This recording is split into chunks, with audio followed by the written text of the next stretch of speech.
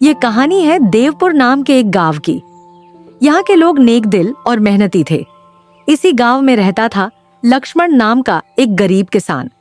लक्ष्मण की 2 जवान और बेहद ही खूबसूरत बेटियां थीं।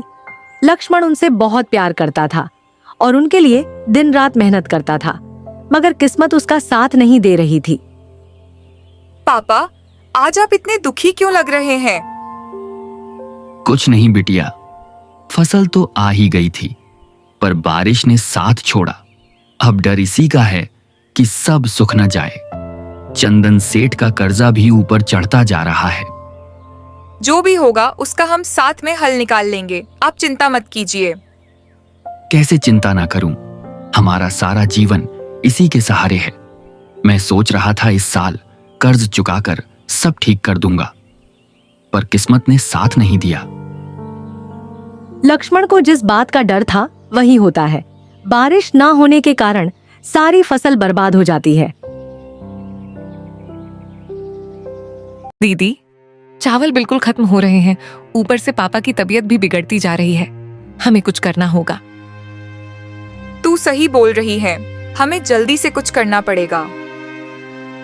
लक्ष्मण की दोनों बेटियां परेशान थी। एक तरफ घर का राशन खत्म होने को था और दूसरी तरफ दवाइयां लाने के लिए पैसे भी नहीं बचे थे। उन्हें समझ नहीं आ रहा था कि अब क्या करे। तभी उनके घर उनका एक बूढ़ा पड़ोसी आता है। अरे बेटा, लक्ष्मण कैसा है अब? कई दिन हो गए, अभी तक ठीक नहीं हुआ क्या? क्या बताऊं काका, घर में जो दवाइयां थीं, उनमें से कोई काम की नहीं रही और हमारे पास पैसे भी नहीं है नई दवा लाने के लिए। देख बेटा, बुरा मत मानना, पर मेरे पास तुम्हारी इस समस्या का एक हल है। कौन सा हल है काका? जल्दी बताओ। हमारे जमाने में जब कोई बुखार में गिरता था, हम पास वाले जंगल से एक पौधा लाते थे। गांव वाले उसे चंद्र कुमारी बोलते थे। उसके फूल लाल सफेद होते हैं और पत्ते छोटे गोल से। इसका रस तेज बुखार को शांत कर देता है, पर वह जंगल में बीचों बीच मिलता है और रास्ता खतरों से भरा है। काका, क्या आप सच बोल रहे हो? मैं क्यों झूठ बोलूंगा बेटा, लेकिन ध्यान रखना, वो जंगल के बीचों बीच मिलता है और वहाँ खतरा भी बहुत है। कोई बात नहीं काका, अपने पिता के लिए हम इतना तो कर ही सकते हैं। दोनों बहनें तुरंत ही जंगल की ओर निकल पड़ी। सुबह से उन्होंने कुछ भी खाया नहीं था, इसलिए वो अपने साथ रोटी और सब्जी बांध कर ले लेती है, ताकि जंगल में कहीं भूख लगे तो खा सके। दीदी, वो बूढ़े काका सच बोल रहे होंगे ना? मुझे उन पर जरा भी भरोसा नहीं है। अरे नहीं बहन, शायद यह बात सच ही हो। जब मैं छोटी थी तब दादी माँ ने मुझे इस पेड़ के बारे में बताया था। मुझे लगा था कि वो कोई कहानी है, और वैसे भी हमारे पास कोई और रास्ता भी तो नहीं है। उधर लक्ष्मण बीमारी से लड़ रहा था और इधर उसकी दोनों बेटियां जान लगाकर उस पौधे की तलाश कर रही थीं। अचानक मधु की नजर एक पौधे पर पड़ी, जिसके लाल सफेद फूल और छोटे गोल पत्ते थे। अरे दीदी, देखो, जैसा काका ने कहा था, ये बिल्कुल वैसा ही लग रहा है। गोल पत्ते और लाल फूल। हाँ, शायद यह वही पौधा है।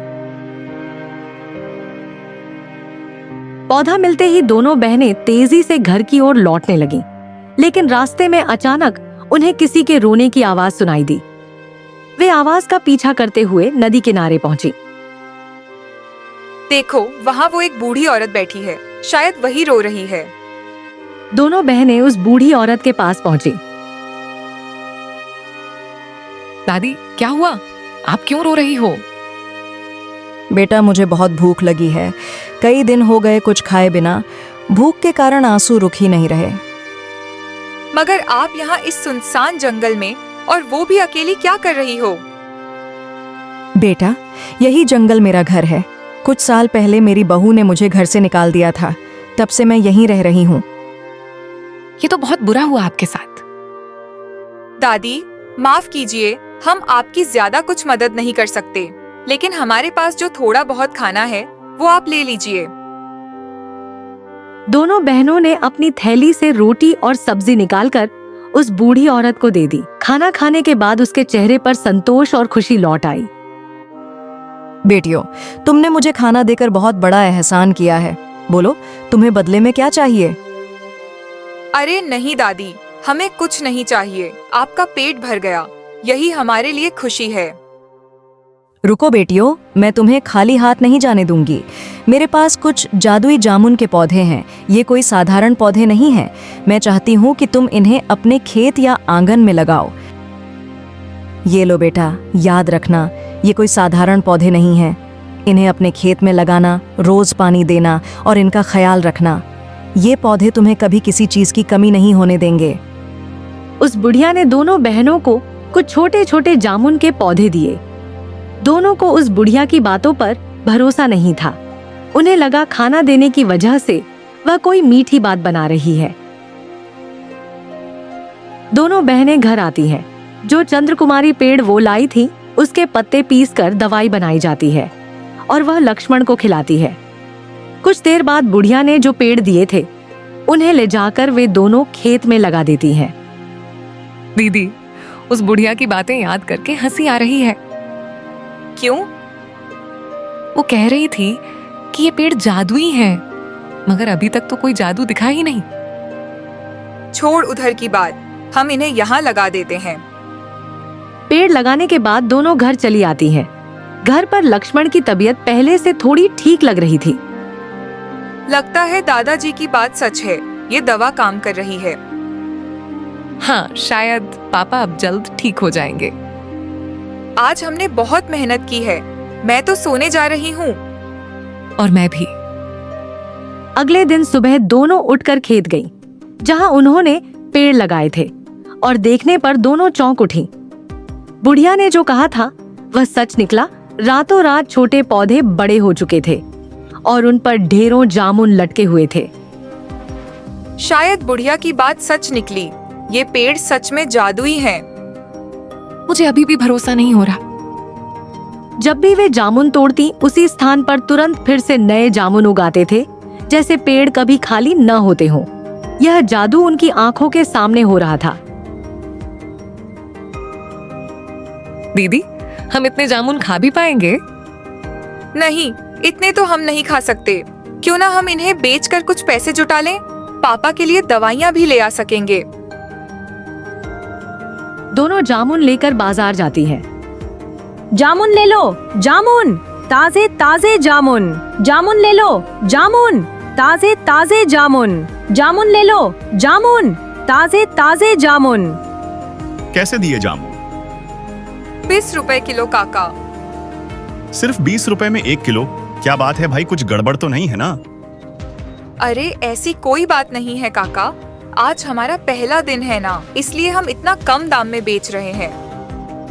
ठीक है, मुझे 1 किलो दे दो। जो जामुन वे बेच रही थीं बड़े और बहुत स्वादिष्ट थे। लोग खाते ही दीवाने हो गए। देखते देखते टोकरियां खाली हो गईं। दोनों खुश होकर घर लौटी। इसी तरह दोनों बहनें दिन रात मेहनत करती रहीं। हर सुबह खेत जाती, पेड़ों को पानी देती और जामुन तोड़कर बाजार में बेचती। धीरे धीरे मेहनत रंग लाने लगी। कुछ ही महीनों में उन्होंने अपने पिता पर चढ़ा सारा कर्ज चुका दिया। अब उनके घर में फिर से खुशियां लौट आई थीं। मेरी बच्चियों, मुझे तुम दोनों पर गर्व है। तुमने वो कर दिखाया जो मैं अपने पूरे जीवन में नहीं कर पाया। पापा, ये सब उस दादी माँ के आशीर्वाद से ही संभव हुआ है। हाँ बेटा, सच्चे मन से किया गया अच्छा काम कभी व्यर्थ नहीं जाता। अच्छे लोगों के साथ हमेशा अच्छा ही होता है।